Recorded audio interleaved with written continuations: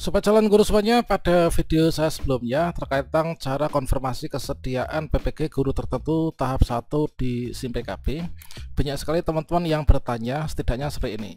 Punya saya malah keterangan PTK belum melakukan registrasi PPG, nanti akan kita bahas nanti ya. Nah, di sini ada banyak teman-teman yang bertanya terkait tentang LPTK.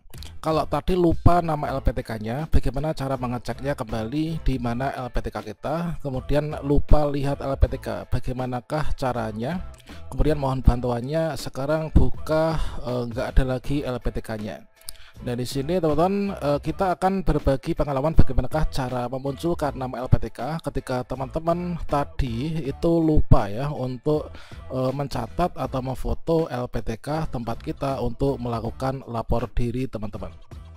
Nah, teman-teman di sini langkah pertama adalah teman-teman tentunya login ke SIM PKB ya. Login sama halnya dengan biasanya teman-teman ya. Nah, kemudian setelah teman-teman melakukan konfirmasi kesediaan, itu kan tampilannya seperti ini ya, tampilannya seperti ini. Nah, padahal di sini kan tadi kita belum nih untuk melihat LPTK-nya.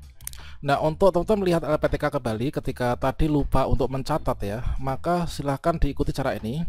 Nah, ketika kalian melakukan konfirmasi kesediaan, otomatis kan berkas diajukan ya. Kalau berkas diajukan berarti sudah muncul LPTK-nya. Untuk memunculkan kembali nama LPTK, silakan teman-teman kursornya diarahkan ke sini. Ada garis 3 pojok kiri atas ya. Kalian klik di sini. Kemudian teman-teman klik saja beranda. Klik beranda. Nah, otomatis nama LPTK ini akan kembali muncul di sini. Nah, ini. Jadi teman-teman klik beranda, ya kan, akan muncul.